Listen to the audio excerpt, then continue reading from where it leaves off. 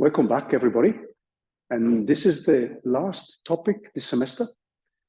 And it's going to be a topic which is much more relaxing in the sense that the mathematics is extremely simple.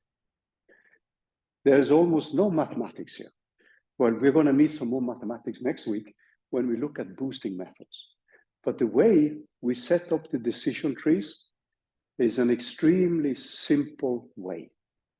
And there's an algorithm which is the most used one, which is called the classification and regression tree, or CART. And that's the one we're going to discuss today. There are other ways of setting up the decision trees, but we are going to go through the most used algorithm.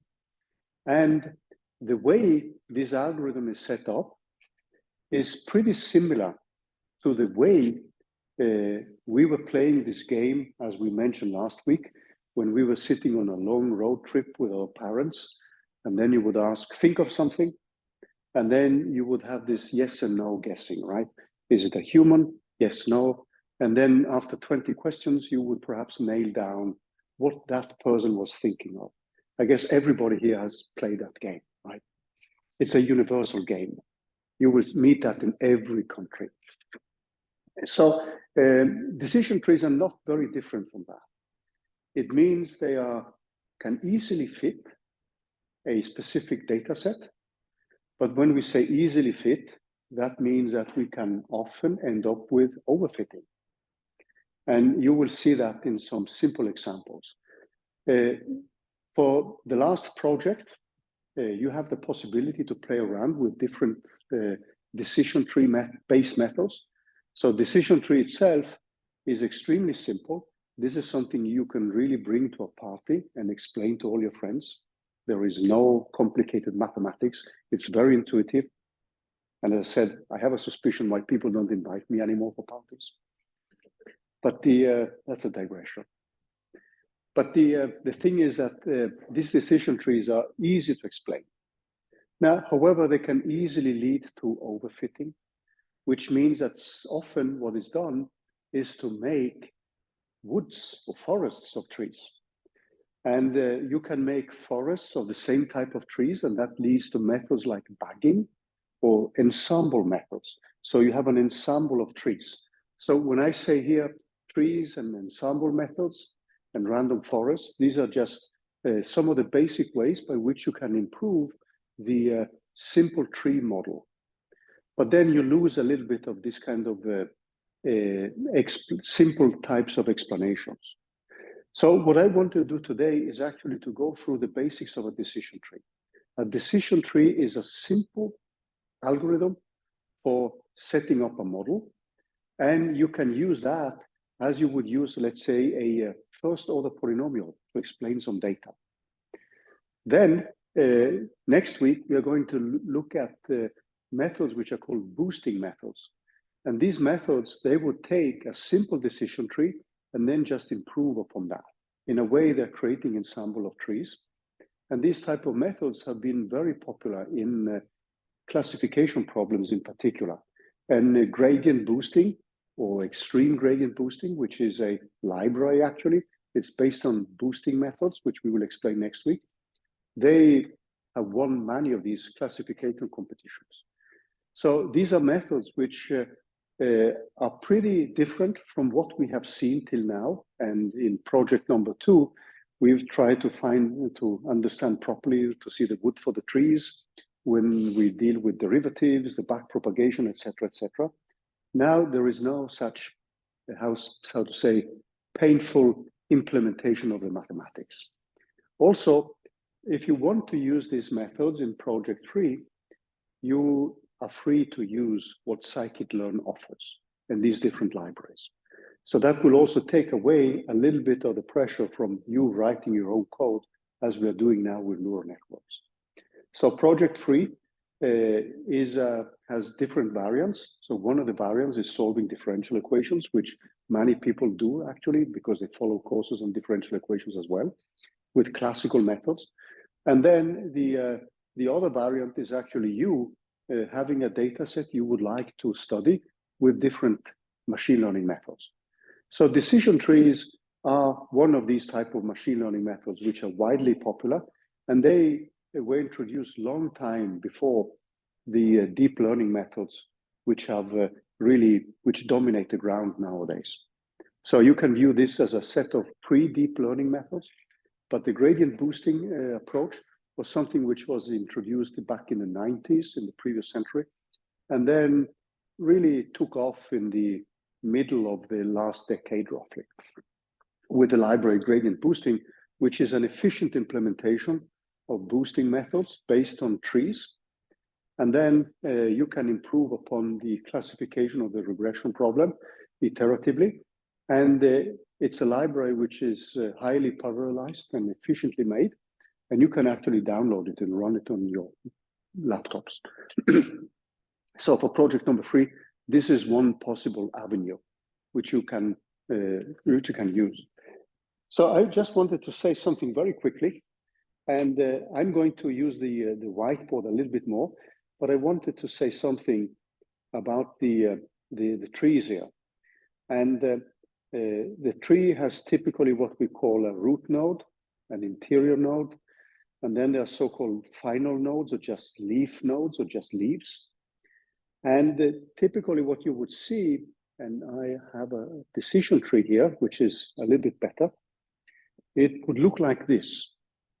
And when I say an intuitive, that this is something which can be interpreted intuitively, you see now that the top branch here, or the top level, is normally what's called the root. So this is a tree upside down, in a way. So what that means is that among the 30 classes in the Wisconsin breast cancer data, what they have found as the most important one is this worst perimeter. And then you see now it branches off in true, false. And I have to explain what this actually means. So every such thing you see here is something which has been tested. And what you would typically do then is that among this data set, you calculate either something which is called the entropy, which I'm coming back to, or the Gini factor. And I will come back to what this means. So these are simple recipes by which you select which event or which type of features is the most important one. So when this factor G, or the entropy, is 0, we talk about a pure class. I mean, there's only one type of events. So if you look at the upper one, you will see that there are 426 samples, which we use in training. And then you will see that there's a value which says 269 and 157. So that means there are 269 true events and 157 false. So this does not contain only false or true. So if it had only contained false or true, then this Gini factor would have been 0. Now we are mixing different categories. So ideally, and you see that at the end, if you look at this end point here, you see now that the Gini value, or you could also have calculated the entropy, and I'm coming back to the way these are defined. These are just measures of the purity. So if this is 0, it means that you have only one type of output, either true or false. And you see here you have 0 true and 1 false. Here you have 2 true and 0 false. So then the Gini factor is 0. And when that one is 0, then the tree stops branching off. So the kind of notation which you have would now be, this is the root which you have of the tree. These are branches. This is an internal node where you now perform a new test on the data which are left. And then that gives you a new true false. You can have more than true false categories, but the simplest algorithm, which is normally implemented, this CART algorithm, classification and regression tree, is the one which normally is used. You can use something which is also called the information gain. And then you could actually have looked at more than just a binary output. That's possible. But this is the standard recipe, and this is the one we are going to discuss. And you can use either the entropy or the Gini factor to make these classifications. You can use this for regression as well, and we will come back to that. And now what you see is that this continues, so you have many branches, and when you branch off here, you have the worst concave points, and they branch off to worst concave points and error. I don't know exactly what that means. And then down here, we have the mean perimeter, and that splits into two here, and these are the final parts. So this is normally called leaves or final nodes. So people would typically call these for leaves, internal branches, and these are the branches when you branch off, and then you have the root node. This is the way you build a tree. Now, when you want to build forests, you could obviously make many such similar trees. The drawback then, if you use the same algorithm, is that you would often have trees which are lookalikes. So you would have a forest of fir trees or pine trees or whatever, because the root node, if you don't do anything here, among the features you're selecting, then you will produce basically the same trees again and again. So that means you could have 500 similar trees, and you would use that as an ensemble to make predictions and training. Alternatively, you can select features randomly and reduce the number of features you have in every node. And then build trees that way, because then the hope is that if there is a node which is very strong and which influences the data, then you could actually select other roots, and then the trees will look different. So by selecting features randomly and having less than all the features, sorry, then you could actually construct trees which are different. And that's a random forest. So you see many of these models are very intuitive, and the way you actually build them up. So if you understand the basic decision tree as a very simple algorithm, it's easy to train. And if you don't make it too deep, you see now that this has a depth of, if you start with a root node, it has 1, 2, 3, 4, 5, 6. So this is a tree of depth 6. You can obviously train it so that it has a lower depth. And then you will have Gini factors which will not be 0. So typically the leaf is pure, it contains only one type of class or category if the Gini factor is 0 or the entropy is 0. So you will see quickly now what we mean by these things, by the Gini factor or the entropy. These are typical measures which we use to split the branches and find which is the most important one. So I'm going to step you through a simpler example where we have less features, and then we're going to see how you calculate this Gini factor. So I hope this kind of overarching picture gives you the kind of main message, and now we're going to look into the details. So just keep in mind, this gives you a very intuitive way to present a classification problem. And as I said, this is something you can present to people who are non-experts. And the mathematics, you will be surprised, is extremely simple. Okay? So I just wanted to go through some other examples before we move on. And as you can see here, Leaf provides the classification of a given instance. A node specifies a test of some attribute or feature. So when I say attribute, it's also the same as a feature of a specific instance which you have. And a branch corresponds to possible values of that attribute. And an instance is typically classified by starting at the root node of the tree, and then you test all the different features which are specified by that node, and then you move down, so you eliminate feature by feature. So you find the most important ones, and then you find the next important ones, etc., etc. So in simplified terms, you would have a data set which contains a number of training instances. You would train the decision tree by continuously splitting the target features along the values and using a recipe to figure out how you should do the splitting. And then you grow the tree until you reach a stopping criteria, which could be that all the leaf nodes have no mixing of other features. And then you would simply use that one in the training. So what I have here is a simple random walker. And in this specific case, you can now see the random walker here, which are just these green lines. So this is just some random walk data, which I produce. And then, since I have been for many decades obsessed by polynomial fits, I try my polynomial fit. And you see that this doesn't do a very good job, because this is a random walker, you're jumping up and down. But I can make a decision tree with a specific depth, and I could then nail down all the points. So you see easily why a decision tree can lead to overfitting. If I make it very deep, or actually, if you turn it upside down, you make it tall. Okay? So if we look at the decision tree, and the way you would, by the way, the way you would implement it is actually pretty simple. And in scikit-learn, in this case here, you will see that I have a tree of max depth 2. So I have 2 nodes, internal nodes.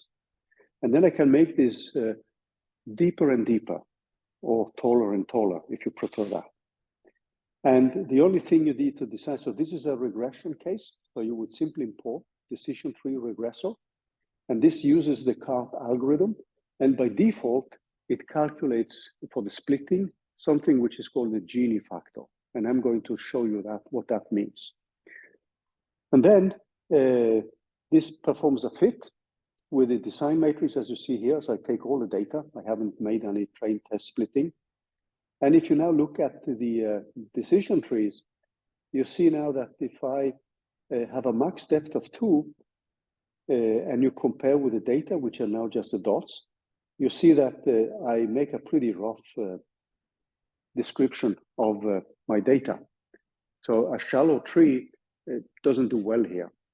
So I could say now that if I look at the case with a depth of 7, I'm actually reproducing pretty well most of the data. I can make my tree deeper, which is more expensive. So if I make it deeper, suppose now I just run it with 10 here. So I'm going to have probably a label, which is not going to be the best one. But if I do 10, so 7 is now 10. So when I make the tree deeper and deeper, it means that I'm nailing down in smaller and smaller regions every single point. So my prediction, so I'm making smaller and smaller boxes of my domain. And when I make smaller and smaller boxes, I have less values in each box. The prediction which a decision tree with regression is making is the average of the points you have in a small domain. So you're simply just making your domain of events smaller and smaller and smaller. And then you can actually let the decision tree nail down every single point. But then you're overfitting. Because if I were to use this on data which was not in the training, I would fail miserably. Because now the tree has been really tailored to reproduce every single point. So this is not max depth 7, it's actually 10. If I were to put it to 12, I would then make this region smaller and smaller, so there would be only 1 point in each region. And that would be my prediction. So this is the way a decision tree works. Okay? So it's not very difficult, the algorithm, the CART algorithm, which is used here. And you can use it both for regression and for classification. But you see quickly here that if I now were to increase this to 12 here,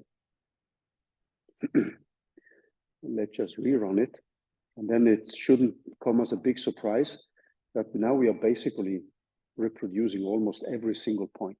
That is the line with this color, which I never know whether this is pink or violet or whatever. So I've always had these problems with colors. Can't explain it. Which color is it? I am partly colorblind, so it's okay. Nobody wants to say what color it is. Magenta. Okay, good. As I told you, I live in a kind of black and white environment, and as soon as I move into something more colorful, I am on a dangerous ground, actually. Okay. So what I want to do now is actually to look at the data sets. I'm coming back to these things, and you will see also in the literature the algorithms where you can, which are borrowed from forestry in this kind of methods. So you can actually prune the tree if it's become too large. To simplify it, you can make them deeper and deeper, and then there are ways to strip away some features which are less important, and that's called pruning the tree. But I wanted to say something about the basic of a classification tree. And I'm going to first say something about the way we are going to define some probabilities, and then I will start with a simple example. So the basic algorithm, as I said, is this CART algorithm. And this CART algorithm needs a definition of a probability. So this probability is simply you counting the number of cases and you divide by the total number of cases. So if I have 10 false and 15 true, then the probability of true is 15 divided by 25, okay? So this is how you set up this probability. Now, what you would typically have would be a probability for a specific region where you have a set of number of data. And that's where you have this M. So you have a specific region which contains a certain number of points. And that is N observations. And then you're looking at finding the probability of a specific class or specific feature, and that is K. So you're simply counting the number of times this K appears in that small region of data which you have. And then that would define that probability. So one way to split the trees is given by something which is called the misclassification error. But this is not very much used because it gives also rise to discontinuities. But the function which is normally used, and I'm going to switch to the whiteboard and say a little bit more, is the Gini tree, no, the Gini index and the entropy. And these quantities, they do actually use this probability which you have here. But I need to exemplify this with something simpler than just this kind of definition which you see here. And I also need to say why this entropy, what does it mean? Have many of you met that concept of entropy? It's very much used in information theory. So who has never heard of the information entropy or the entropy? Okay, so let me just say why, for instance, we use the entropy. It's a way to classify events. And what we would like to hear is to have a function which gives us a value between 0 and 1. That's the starting point. And we would then say that 0 corresponds to a case which is pure. That means that there is only one type of features which are included in that specific set of events which you have. So a pure type of event, either true or false, would then give us something which is 0. And then you would say that the opposite 1 would be the chaotic case. So it's just a way to classify how much mixing you have in a data set. Now, you will see this way of doing that. So the Gini index and the entropy are just two ways of setting up a classification, or just to figure out whether you have a pure case or whether you have a mixing of cases. So let me show you a simple example, because that can help in gaining some kind of intuition about which of these, why we use these specific methods here. So let me switch to the whiteboard. And I'm going to use that as a kind of prelude to the discussion of the CART algorithm, which is the standard algorithm which is used in decision trees. So if you look at the setup of these quantities, what we would like to have is a measure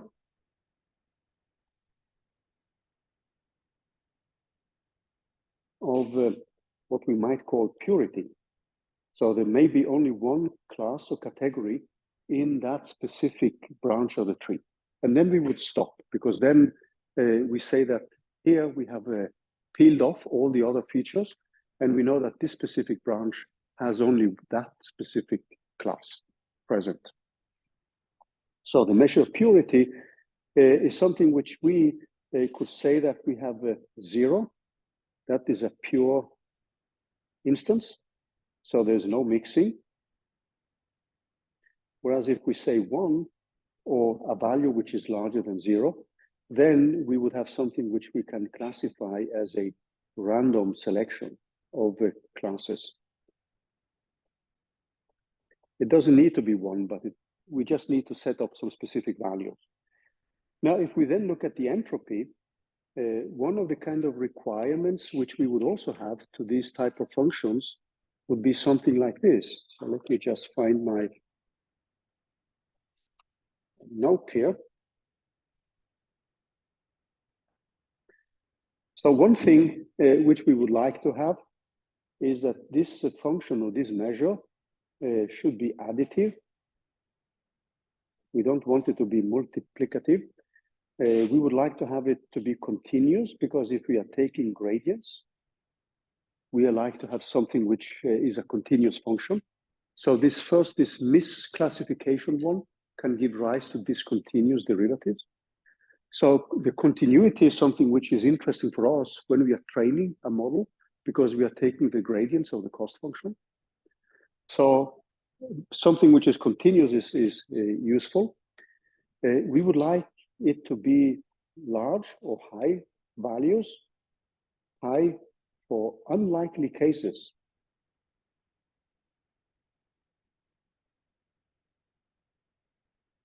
So this is in a way to say, we want this measure to tell us whether something is very unlikely.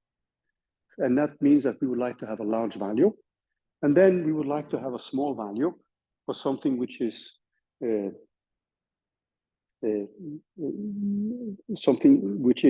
more likely.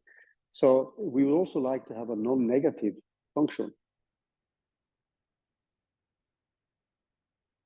So if we go back to this definition of the probability, one thing which we could define then would be an entropy which doesn't look like the entropy, but it could be given by, we could have a minus or plus, and we could say that we have a log 2 of a probability P of X. So the probability is defined as that function which we put up a little bit earlier. So in our case, we would then define this. So I'm just writing this probability now just as a P. So we have a probability of a given event.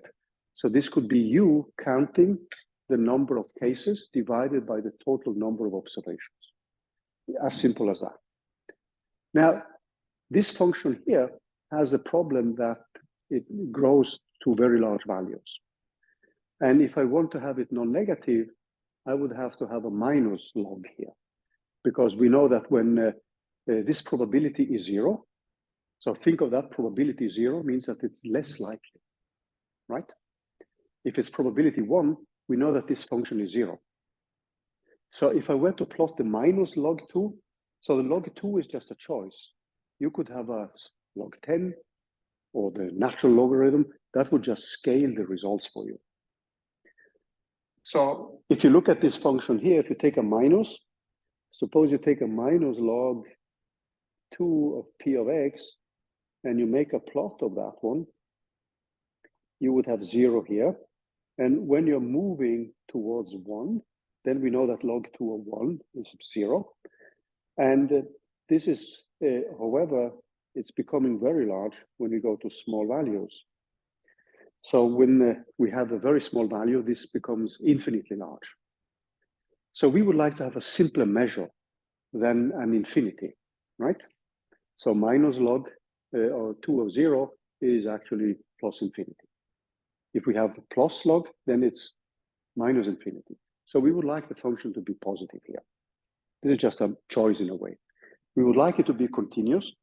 So when people played around with these quantities, this was an obvious candidate, and you can see that it is additive because if I have two probabilities, P of x1, and these are just given by Px1 and Px2, then we see that this minus log of 2 of the probability of x1, x2 is additive because this is just minus log 2 of P of x1 minus log 2 of P of x2. So if we have a probability which is given by identically distributed events and independent events, then this quantity here is additive. And that makes life a lot easier when we're going to run calculations. So instead of dealing with products, we have something which is additive, which is easier to calculate. So there are many such considerations when you want to find a measure. Now, what people found then, instead of using this log of the probability, you just multiply it with the probability itself.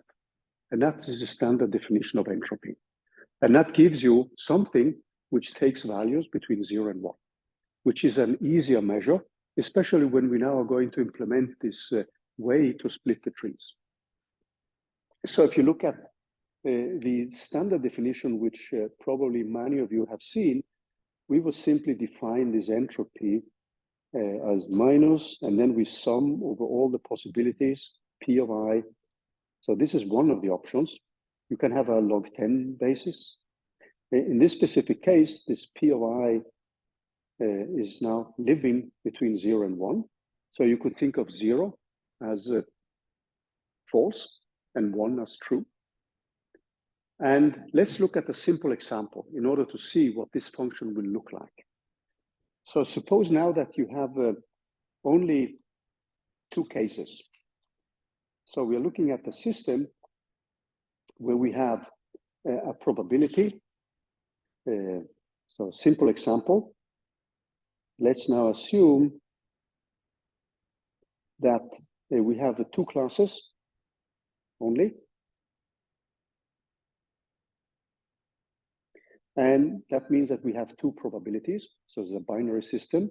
So we could say that P is equal to true. And then 1 minus P is equal to false. Okay, so I'm replacing my P of I with just a variable P, which I haven't defined. But P takes a value, since this is a probability, it takes a value, it's normalized. So it takes a value between 0 and 1. Okay?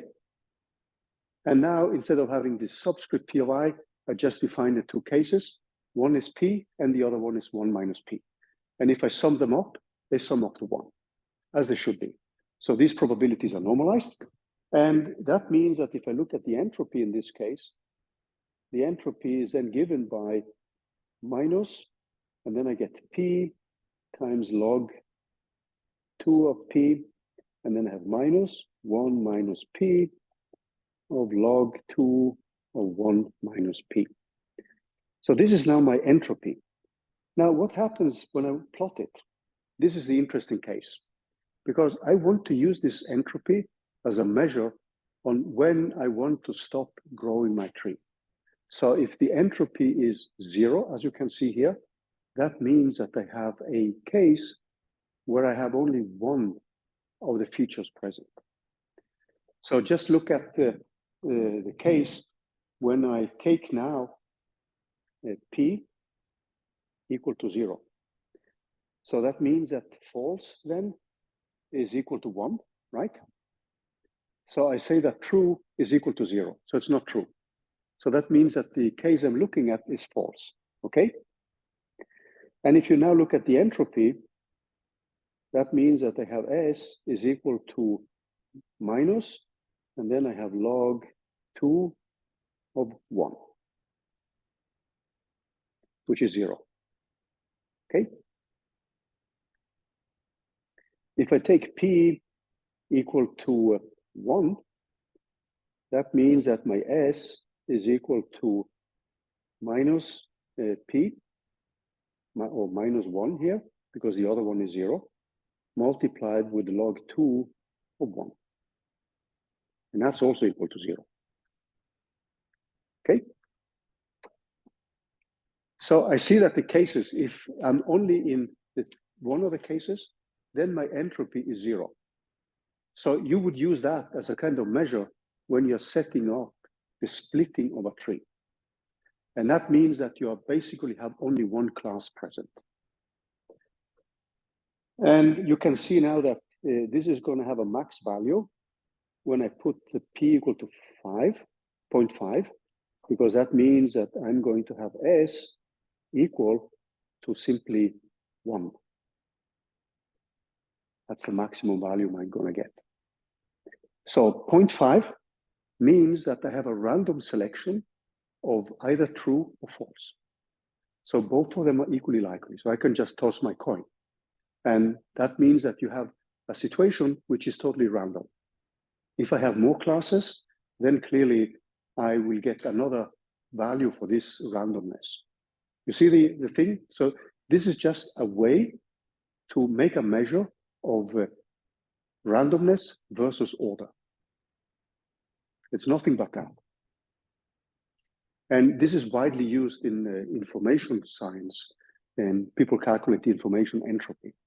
So you can think of a large value for the entropy means a large value of disorder or random information. Whereas when you have a small value, you're getting closer and closer to a situation where you have nailed down a specific order. So when we make a plot here of this function, it's going to look like this. So the probability P goes obviously from 0 to 1 if it's normalized. And then in my case here, let's just put 1.0. In my case, this function is now going to be a 0.5. Then I have an entropy, which is 1. And that is my measure of chaos or randomness. Okay? So another measure which is widely used is the so-called Gini factor. So the Gini factor is, and you will see that when you're running these codes, you can choose between the Gini factor or the entropy. So these are two widely used measures. And the Gini factor is also so that if you have a pure case, it gives 0. So if you have a random case, the maximum random case, that will give you something which gives the largest Gini factor. This will just scale a little bit differently than the entropy. And one of the reasons why the Gini factor is used, you're going to see that immediately from the equations. And I'm coming back to that question. So if you look at the Gini factor, this is defined in the following way. So this is a G which now runs over all the classes, all the cases you have. So I'm just going to write the uppercase C for the classes you have.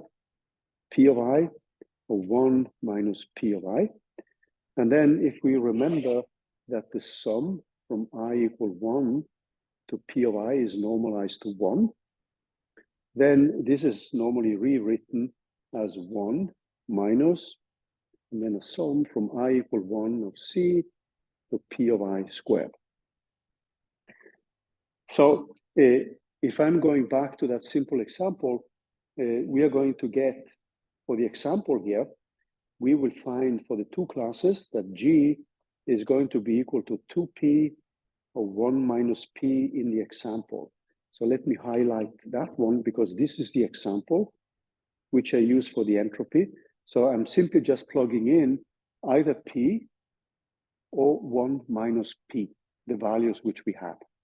So we had, in this specific example, we had C equal to 2, and we had either P or 1 minus P as probabilities. So that means you have 1 minus P squared, and then minus 1 minus P squared as well. If I make a plot of that one, this is going to take a max value, and you can see that now if P is equal to 0, then I have 0. So that means I have a case which is false. If I have the true case, then P is equal to 1, and then the Gini index is also 0. So what you will see now, if you plot that, we have a 0 here. So this is the Gini index, but then it takes a maximum value at 0.5. So this is also going to be a continuous function. So this is the Gini index. for binary case.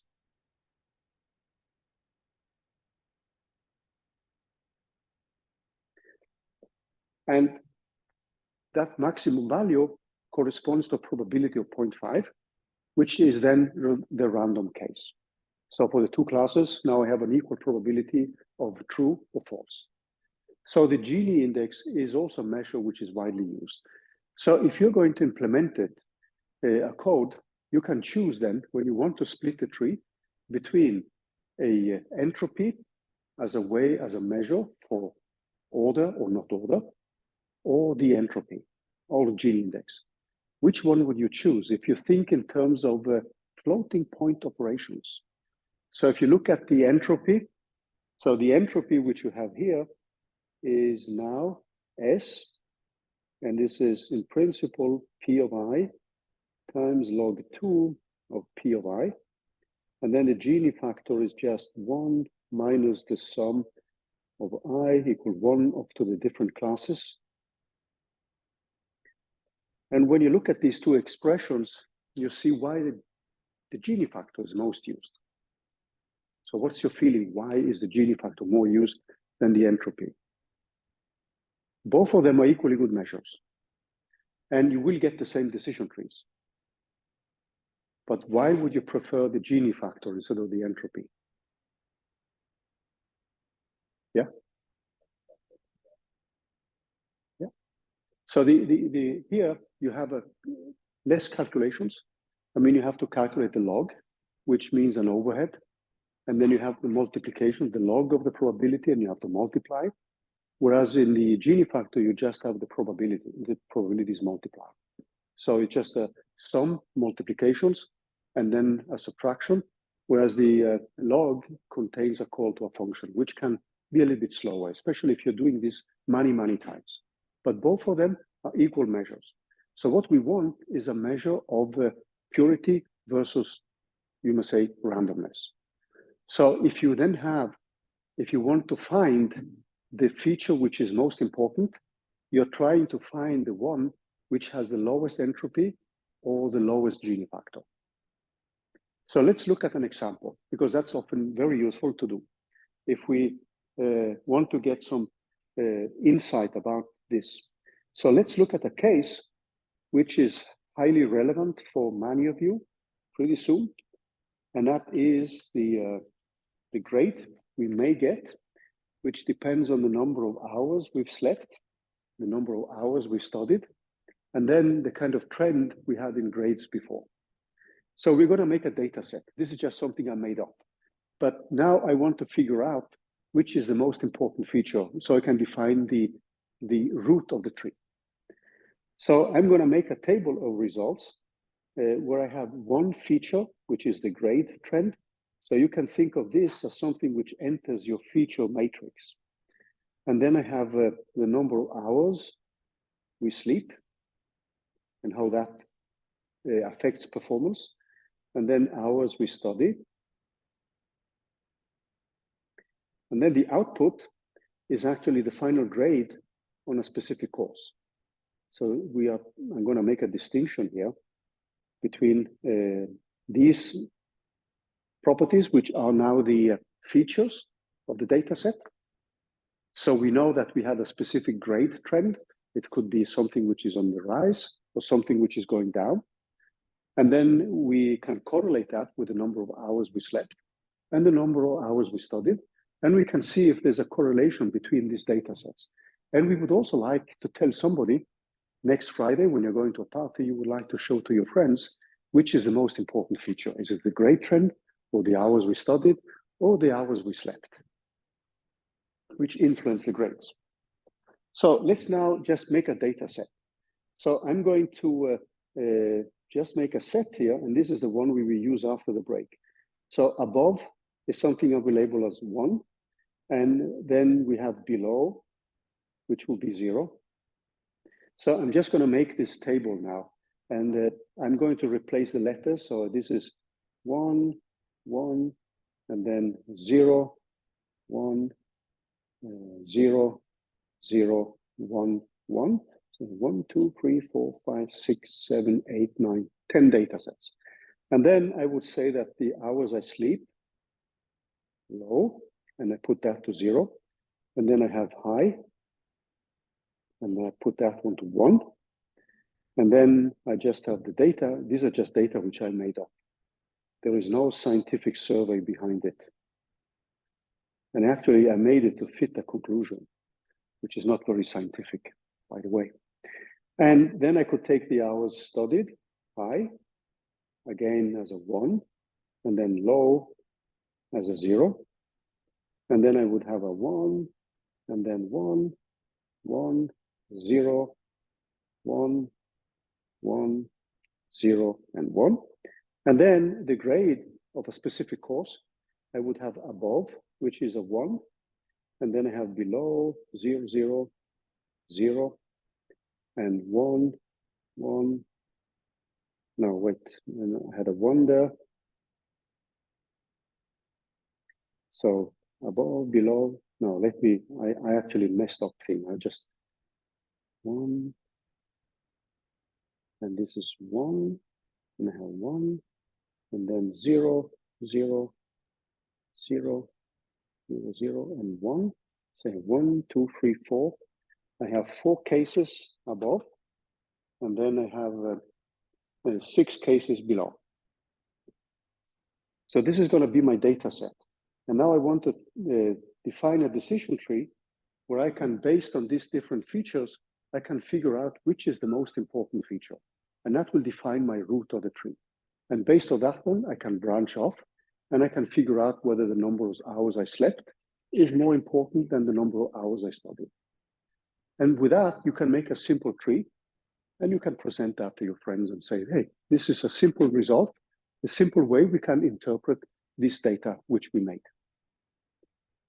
So after the break, we are going to calculate the Gini factor for these specific features and figure out which one is the most important one. And it shouldn't surprise you that the grade trend in this data set is going to be the most important one. I actually tailored it to that because we often see a correlation between that. Clearly, the hours you study should also be important.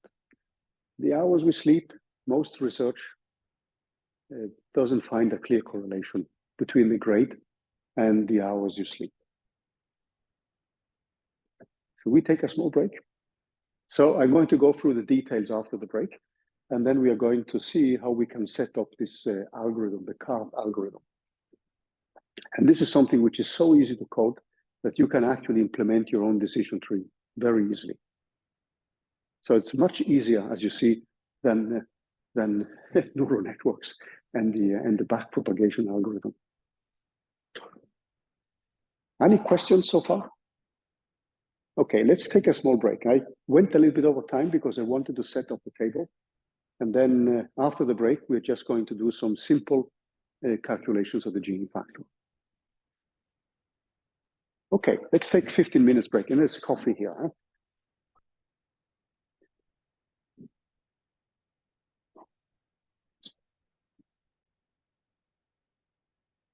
Before the break, we defined this measure of purity or measure of information. And there are 2 very popular functions. One is called the Gini index and the other one is the entropy. And you will see this in the calls to the scikit-learn libraries for regression and classification that you can choose when you do a binary split, which is a common choice. And I will come back a little bit to why we do a binary split of the tree. So the Gini index and the entropy are the standard choices for setting up the tree. And the reason why you often do a binary split only, you have the possibility of having more splits, but that leads often to less data in each internal node, which means that you can often have evaluations of the trees which can be less good if you just do a binary split, because then you often have more data. So if you're now setting up the design matrix, you have input features, which are the 3 first columns, and then we have the output. And I've coded this as a binary set of data in the sense that I have above or below and just ones and zeros. So this is pretty easy to set up as an input file to your design matrix and as an input file to your output data or the targets you're looking at. So if we start looking at the the first one. So the way this proceeds is that you calculate the Gini factor for all the three features in order to figure out which one has the lowest Gini factor, which means the lowest admixture in terms of the other ones. So the one with the lowest Gini factor is the one you would choose as the root of your tree, because that would be the one which you think of as the purest one. Okay, so let's now just look at the grade trend. And if we look at that one, it's pretty easy to see that the probability P of trend is equal above. This is simply the number of cases which we have, 6 divided by 10, right? That's not very difficult. I hope you don't get offended by these simpler calculations. And then P of trend below, that obviously has to be equal to 4 divided by 10. And then I can now look at the trend below and calculate the Gini factor for the, or the probabilities for the trend when it's positive and if the grade is above or below. So the next thing I will do now, if you look at this table here, is simply to look at the trend. So if now let's say that the past trend is equal, past trend is above, and grade is above. So we're looking at the two combinations here. And if we now go back to the data set, we see that we have 4 cases. So we have a trend above and grade above. So we have this one, which matches that one. We have this one, which matches that. And we have that one, which matches that. And then we have this one, which matches that. Okay, so that is 4 cases out of 6 above, right? So the probability here is P is equal 4 cases out of 6, the 6 above cases. I have 6 cases above. So this is the region which I'm looking into now, if you think back to what we discussed before the break. And then I have to do now the same thing. If past trend is equal to above and grade is below, then clearly what I have is P equal 2 divided by 6. I had 2 cases with somebody with an increasing grade, but which got a worse grade in this specific course. Actually, here people do pretty well in this course. So you don't need to fear a table like that. Okay, now then I can calculate the Gini index because now I have these probabilities. So the Gini index, which is related to the grade above, this is simply equal to 1 minus, and then I have 4 divided by 6 squared, and minus 2 divided by 6 squared. And that is, when I do the calculation, it's 0.45. So that's the Gini index for that specific case. Then I can do the same thing if the past trend is negative and grade above or below. Negative and grade above. There are no such cases, so probability here is P equals 0. And then I have the final one, and if the past trend is negative and the grade is below, there are actually 4 cases there. So if past trend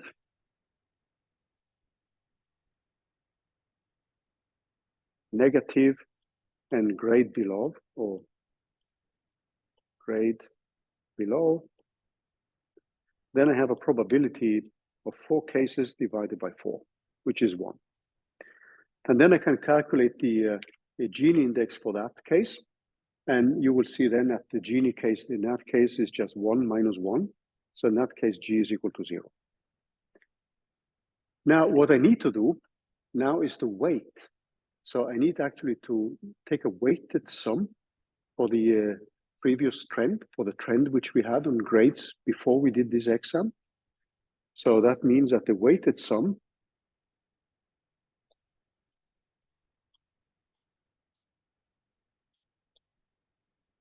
in that specific case would be 6 divided by 10 multiplied with the Gini index, which is 45, plus 4 divided by 10, that's the probability for below and above, and multiplied with the Gini index, which is 0. So in our case, this is 0.27. So this is my weighted sum, and this is the total Gini factor depending on the two different cases, whether it's above or below. The next thing I would do then is to repeat these calculations. If I do that, repeat for hours slept,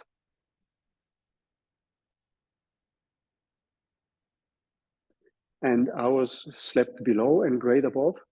So if I do that calculation, so it's exactly the same recipe. There is nothing new. So I'm not going to repeat that. I'm just going to give you the number. So then I would get, so this would be the final Gini factor.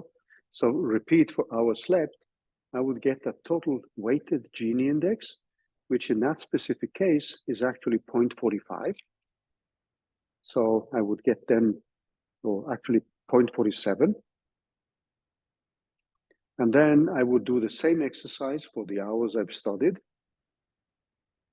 And in that case, it's a purer case. So I would then get a G index, which is 0.34.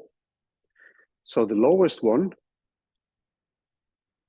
lowest is the correlation, is the link between the final grade,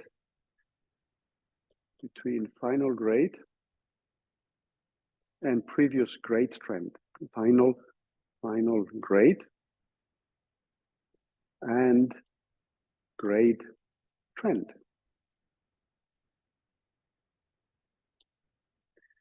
So which now had a Gini index of 0.27. So that means I would choose that one, the final, the trend, as a root node, as the most important feature. So that means that the root node is the grade trend. And if you go back to some of the images which we looked at before the break, what you would do then is to set up a box here where you have the root node, and that is the grade trend. And you would typically tabulate, when you set up the tree here, the Gini index of 0.27. You could have calculated the entropy if you want to. There is nothing which hinders you in doing that. So you would set up the Gini index, and then you would also split the data. You have 10 data points, and then you had 6 and 4, where 6 now is the one which we've labeled as 1 or true, and 4 is the number of cases below, which are then labeled as 0. And then if it's above, so this is the true case, so which means above. And then we have 4 cases, in this case with branches in 6 and 4. So this will be the case where we have below. And if you look at the case below now, we have to make a new analysis, because now we have eliminated the grade trend. And now we need to figure out which one is the most important one for the true case. Is that the number of hours studied or the number of hours we have slept?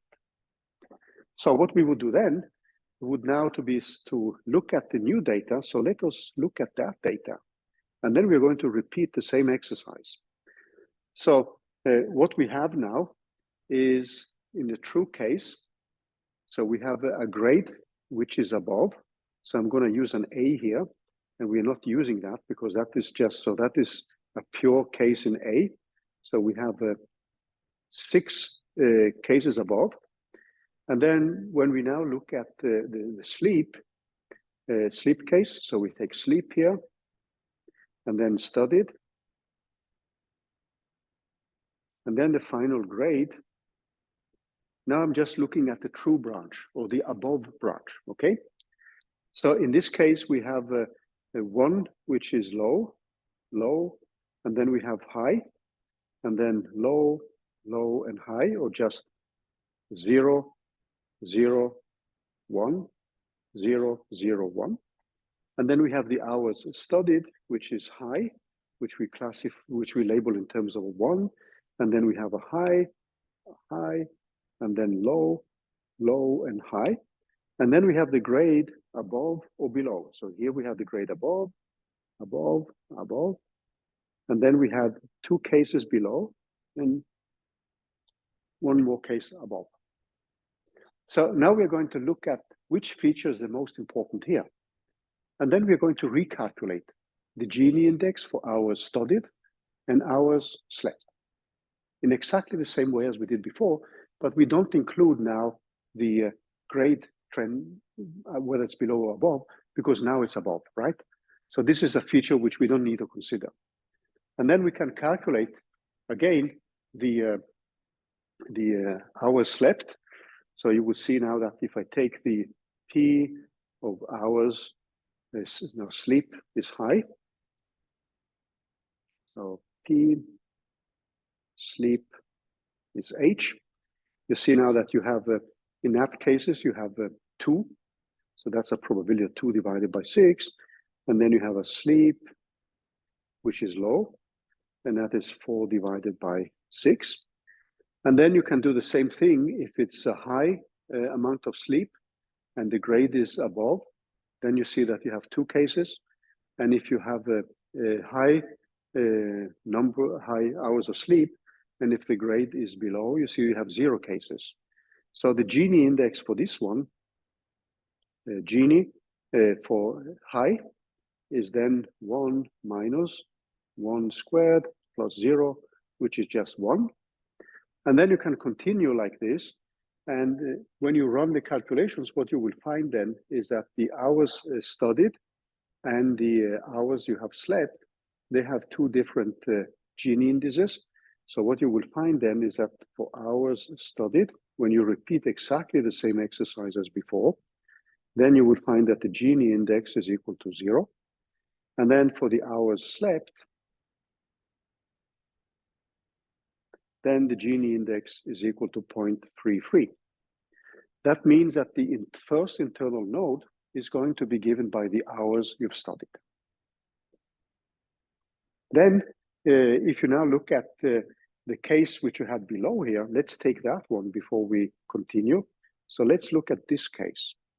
If I now make a similar table on that one, it's going to look like as follows. So I would have, for the case which was false from the root, then I have the following table. So this is the grade or the trend. So trend was below. I have 4 cases, below, below, below, unfortunately. And then slept and studied and grade. In these cases, the grade is always below here. So that means that when it comes to the grade and the trend, and when we calculate now the different Gini indices, they're going to be 0. So that means that in that specific case, this is now the final node or the leaf node for the false case, because all the grades are below, the trend is below. And in this specific case, we have L and H and L. We have L, high, high, and high. So in this specific case, when we calculate the Gini indices here, what we are going to get then is a Gini index for both cases. So the Gini for slept is actually going to be equal to 0. And the Gini for studied, or the G studied,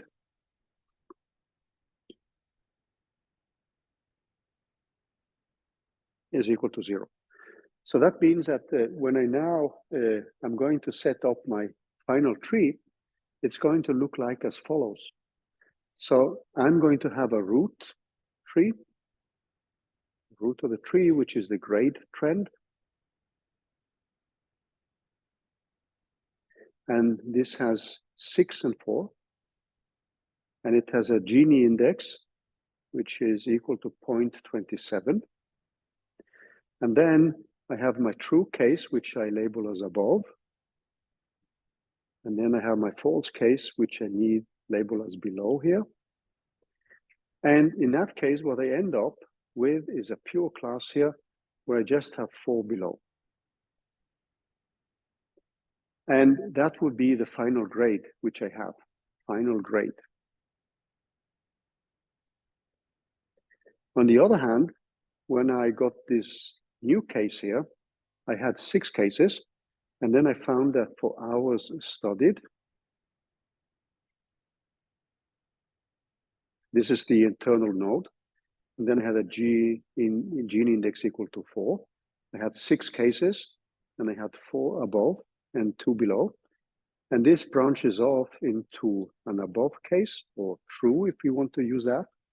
And then I have 4 cases above. And then I have my below case.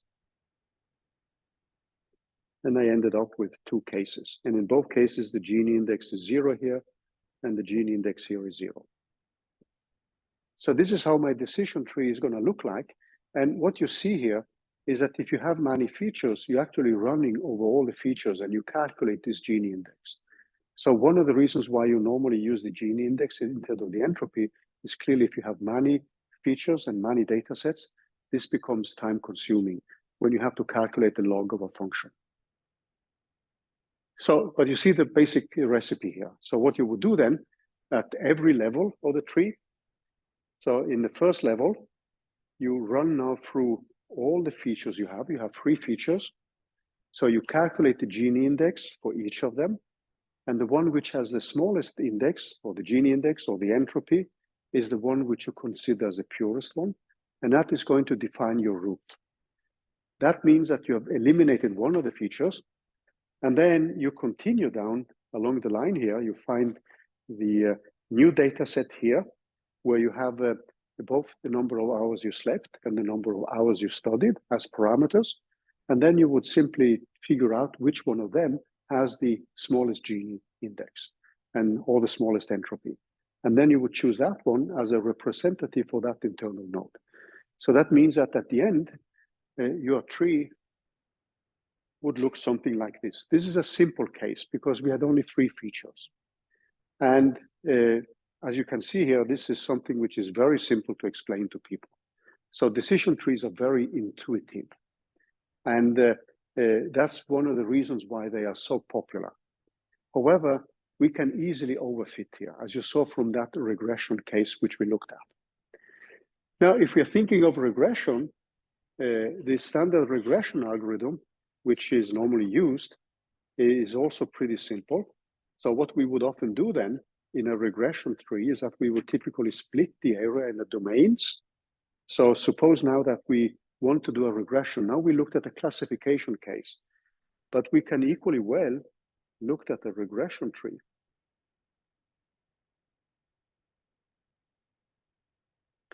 So suppose now that we have 2 observables, so 2 quantities x1 and x2 here, and we have a set of observations which now define our data set. So you could think of the data being 2 different classes of data. So you could have circles, some x's here, yes, circles again, and a mix of data. And then some 0, 0, 0, 0. So these are just 2 types of data which we're having. So the circles could be one specific value, and the x's could be another specific value. So what we could do now is to try to make regions. And what you will see is that if you try to draw a straight line here, this is something which doesn't work for decision trees. So your regions would typically be something which look like this. So this would be boxes. And so let me just mark it here. So that would be one specific region. I could make a new region here. And then I could have a new region here. So we are nailing down the type of observations we are having. And I'm going to label this one. So this is going to be region 1. And this is going to have a boundary T1. And there's a boundary T3. There is a new boundary T4 here. and then I have a T2 up here, and then I have a T5. So let's just put a T5 here. So this will be the boundaries which I have. The first one is region 1, and then I have a region 2 here, and then I'm having a region 3, and then I have a region 4, and then I have a region 5 here. So what is typically done here is now when you split your area in these regions, what you want to do now is to nail it down so you make smaller and smaller regions. And at the end, you can actually have just one observable in each region. Now, the prediction you make for each region is the average value of all the data points which are in that region. So the prediction, if this is the end of your tree, the prediction you would make then would be something like this. So I'm going to skip this. Well, let me just change. Let me take this one away. And then I'm going to label this as a T4 here. So my tree here could be the following. So I could start with something which looks like an X1 less than a T1. So suppose now that is the most important feature. Okay. So I'm using the same algorithm. I'm going to set up the algorithm a little bit later. So what you could say now, if this is true, so suppose it's true here. What you would say then, if it is within X less than T1, then you could have that X2 is less than T2. If that is true, you end up in R1. So that is true. If it's false, you end up in R2. Okay? And then the prediction you would make in R2 would be the average of the two observations you have. So you could think of these X's and circles as given values, which belong to perhaps some type of classes. I mean, you can just think of these as numbers, right? Then, if it's false, you would end up in us testing whether X1 is less than T3 when you look at the graph here. And if it's less than T3, then you would end up in R3. Okay? That sound logical? If you look at the graph. And then the next case you would have to test then would be, so this is in case it's true, and in case it's false, you have to test now whether X2 is less than T4. And in this case, you end up in R4. And in the other, if it's true, and if it's false, you end up in R5. Now you can make these regions smaller and smaller. So you see now that the way this often goes through is at first, when you do a regression case, you split the region in two. And then your prediction would be the average value of the two regions. And then you split them again in two, and again, and again, and again. So what you see here is that it's not very likely that you would actually have a line, which a diagonal line here, because that would not do the job when you do a regression tree. So typically you start with splitting the area in two, and then you split them in two and two and two again. And then you can make this area smaller and smaller, so that at the end, every prediction you make is just the value of the specific point in that area. Or if you now make the tree less deep or taller, if you prefer, then you can have, let's say you could stop at 10 data points in one of the boxes. Then your prediction would be the average value of the numbers which are in that specific box. That is your prediction. So this is how a decision tree for regression functions. And the algorithm which is being used is basically the same algorithm where you split in true and false, and you're using the Gini index or the entropy to actually make the split. So you see, this is something which is extremely easy to program yourself. So let's take a look at some calculations now, which we could run. So I'm just going to go back to the Jupyter notebook here, and we're going to use the rest of the time to actually look at how we can use also the software which exists. So if we go back a little bit, there are several ways by which you can make these visualizations. I just wanted to list some of them. So this is again the breast cancer data, which we are looking at in project number 2 here. So you see now I split into train and test, and now I use a decision tree classifier. And I say that my max depth is equal to 5. So it's not going to be that deep a tree. So you can, this is one of the parameters you have to play around with and look at how well you classify the different points you have. Okay? So the max depth is something you would have to tune as a parameter. And it can easily lead to overfitting. Now, there is a software here which is called export graphic visualization. And you would typically run the output now, which is this dot file. And that one would then produce a figure like the one you see here. So that's extremely useful. So if you want to use decision trees in the report for project 3, this is a typical figure which you would attach to the report. And scikit-learn, together with this export graphics package, is a very handy tool. But there are other ways of also visualizing these ones, so which you can do inside your codes using, let's say, scikit-learn. But you see, this one is actually pretty useful. This one, I think I have the other one. Yeah, this one. This one is actually my simple case with the hours slept and not. I think it's I think I had a slightly different, but you see, this is a tree which we had. So we ended up with 6 and 4, and that split into 4 cases below. And then I had and that gave a Gini index equal to 0. And then I had the 2 cases with 2 below and 4 above. And then I had the 2 and 4 cases here. So if we go back to the code, there are other ways. I'm going to skip this one. But you can visualize the tree in scikit-learn directly. So scikit-learn has this functionality which is called tree plot. It's very intuitive. And this is what it produces. It doesn't look as nice as the other one, but this is an immediate visualization. So it's actually, probably you cannot, yeah, you can read, yeah.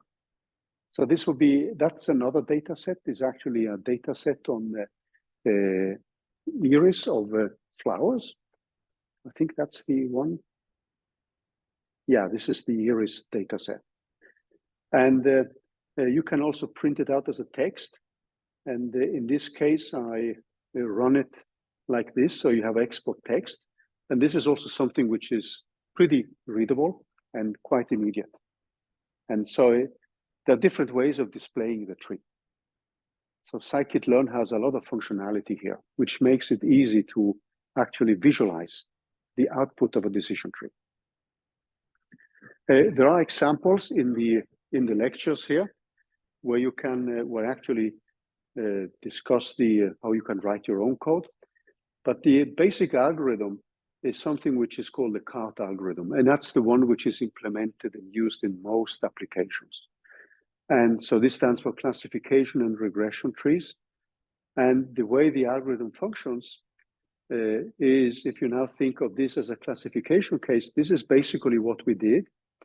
So you would then have a cost function where you want to minimize, and where you have a pair of events here, and then you calculate the so-called the impurity of the left and the right subset, and then you have the m left right, which is here is the number of instances in the left right subset. So you would typically split your data. This is one way of doing it. You would split your data into left and right subsets, and then you would calculate these impurities, or as we did, you would simply run over all the features. That is another way of doing it. And once you have successfully split the training set in 2, then it splits the subsets using the same logic. and then the subsets, and so on and so on. And the way we actually demonstrated this is only a little bit different from what you have here. And then for the regression case, the typical way you would do it now is you split your data sets in two. You do exactly the same thing. And then you keep splitting it again and again and again and again, till you've reached the final splitting level. So you have to decide depth, and that is the number of times you do the splitting. So if you do a depth of 5, then you've done 5 different splittings. And clearly some of the leaves will have or branches will have a Gini which is equal to 0, and then it will stop there. But then you will continue along other lines. And you see that immediately when you look at this image here for the cancer data. You see that some of them stop here, whereas some of them continue a little bit down here. And so typically what you do this kind of splitting. You find the one with the largest Gini index, and then you keep splitting and splitting and splitting till you either stop because you've reached the max depth of the tree, which you have specified, or you have all the Gini indices equal to 0. There is a code example here. These are the examples. You can, if you want to, you can rerun them. I'm not going to run all the cases here because I wanted to actually discuss another case. I have a simple Python code, and I won't be running all the cases here. There's a simple one for computing the Gini index. But what I wanted to focus on is now, this is just a repeat of what we had. I wanted to move into the next topic, which is us setting up forests of trees. And as you can see, the pros and the cons here, it's pretty easy to understand the algorithm. So we normally call that a white box instead of a black box. So for many people who haven't written their neural network code, the neural network sounds like a black box. Here it's pretty transparent. The algorithm is extremely simple. So we normally call this a white box case. It's very easy to interpret the model.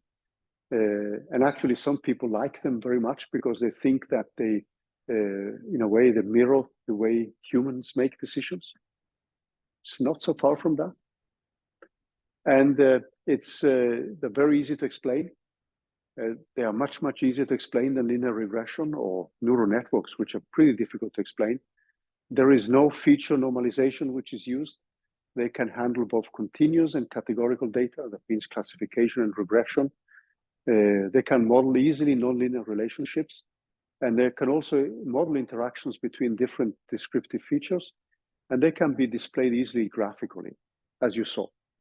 And that's something which is extremely handy because it gives you an intuition about the data set. Then there are disadvantages. And if you make them deeper and deeper, it's one of the things is that you have to stop the tree level somewhere. You can actually fit the data to perfection. So at the end, when you split these domains, at the end, you can just have one data point in each single one. And then you predict perfectly because your prediction for a regression case is the mean value of the observations in one of these small boxes. However, if you then want to use that one on data which was not tested, you will just fail. So the predictive power is very low. And if you don't want to overfit, you would typically have a very shallow tree, which means that the performance compared to what you've seen now, like 98% or 99% with your neural network, is something you will not achieve with a decision tree. So simple decision trees typically are 70, 80%. Sometimes it's just above coin tossing, right? 50-50. So you see that's one of the drawbacks. It's extremely easy to implement and write your own code. But it has the drawback that you can easily end up into overfitting if you make the tree very deep.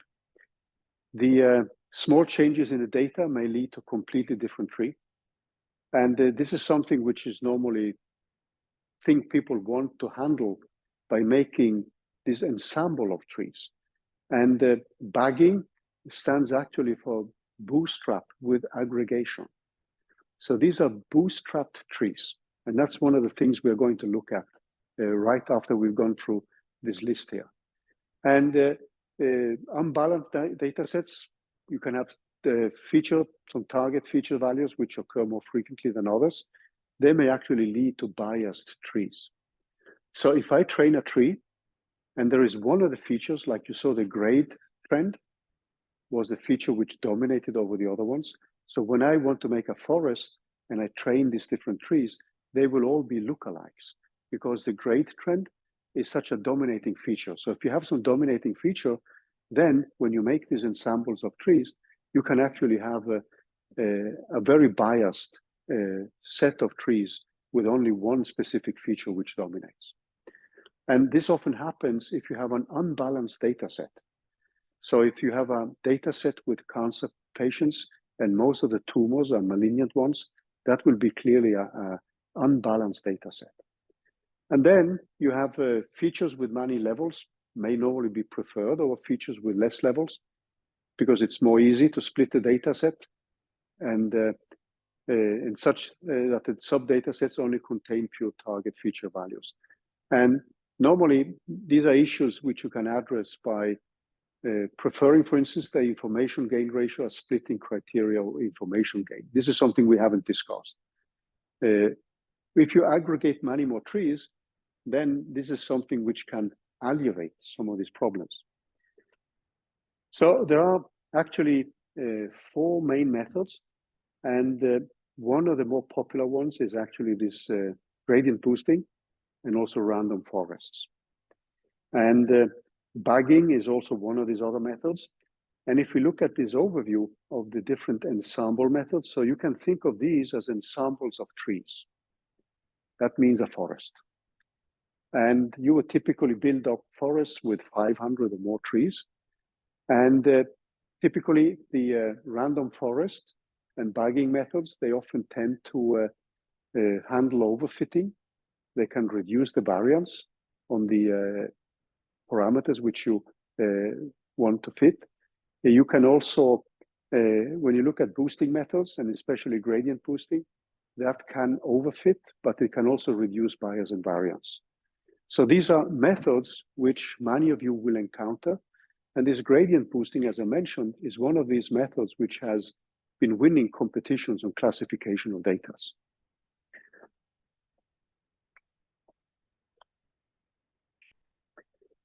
So I'm going to skip some of these, but I wanted to say something about bagging. I'm going to skip this voting classifier. So bagging stands for bootstrap aggregation.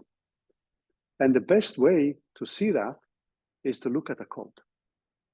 So what we are doing now is to perform 100 bootstraps.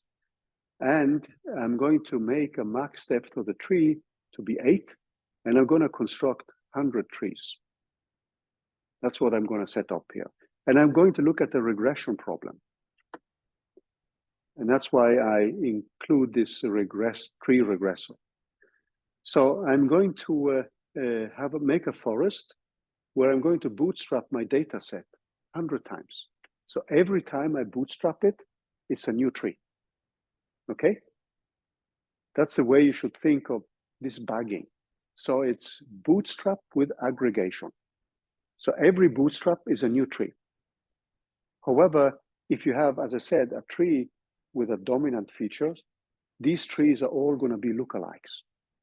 And it's going to be a boring forest. Random forests compensate for that. But this is a method. So what I'm doing now, I'm making, and you see this data set, I guess you've seen it before. This is the one which we've been using again and again. So I'm using that same data set, and I'm defining my polynomial degree now to be the depth of the tree. So this is not the same as a polynomial degree. And I'm splitting data into scaling, now to test and train. I'm setting up a simple tree. So this is the tree I will benchmark against. So this is my decision tree with a depth of 3.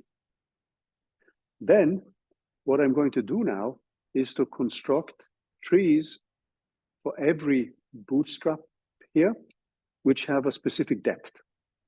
So the model now is going to be given by the decision tree with a specific depth. And for every depth, I do my bootstrap. And I do that 100 times. So I'm going to make a tree with depth 1, 2, 3, 4, 5, 6, 7, up to 8. So the one with the 8 is going to be a tree which most likely has a better reproduction of the data. And 1 is going to be a tree which has just one basically internal node. And that's not going to be very good for making predictions. And then every time I have a given depth, I produce 100 trees, 100 bootstraps. So just resample my data and use that to train the tree regressor. You see the basic philosophy? So it's bagging is bootstrap with aggregation of trees. And then what I do then, I train this model here with these different trees. So I resample, and then I plot this as a function of my actually doing a bias variance trade-off. So this is the depth of the tree. And what you see now is that the mean squared error, this is on the test data. You see now when I have a tree level, which is very low, then my mean squared error is not that good. You can also see the performance of the basic tree here. So at the end here, I'd have the simple tree, just one tree, which is 0.5. Whereas in each case here, I have 100 trees. So that means that I have a better value. It gives a better mean squared error because I have more samples I've used to make my fit with. So the simple tree, just one tree, gives 0.5 for the mean squared error. Whereas when I have 100 trees, even with a max step 1, I'm actually faring much better. And then you see now how the variance is still pretty low, but the bias is growing a little bit. It's a method which can actually be used to reduce both bias and variance. But you see that when we are making the tree deeper and deeper, it seems now that the mean squared error is creeping up. And this is an indication of starting to overfit. But this is what bagging is about. So compared to a single tree, I get a better prediction. But the problem here with bagging is that all the trees are most likely dominated by some dominant feature, which means that they are going to be all lookalikes. So next week, we are going to look at random forests. And then we are going to look at methods which use decision trees as simple learning algorithms, and how they use that one to improve upon the results by what's normally called boosting. And we are going to go through some of the basic boosting algorithms and show examples on how they can be used for classification problems. And this is going to end roughly the semester this year. And then not next week, but the week after, we will not have a lecture because many of you will be busy with exams, but we will have, the lab will be open. So if you wish to swing by, this will be the week of November the 27th to December the 1st. So that week, we are not allowed to have a lecture because many of you have exams, but we will keep the lab open so you can swing by. And we will also plan to have it open the week after if you wish to swing by. Any questions so far? I hope you see the basic overarching thing with trees. And also when it comes to project 3, we will just use the algorithms as they are implemented with scikit-learn. And that's what we normally recommend for project 3. Because that will allow you to actually be able to study data sets which you are more interested in without having to write the codes from scratch. Any questions before we stop? Okay, I'm going to stop the recording then.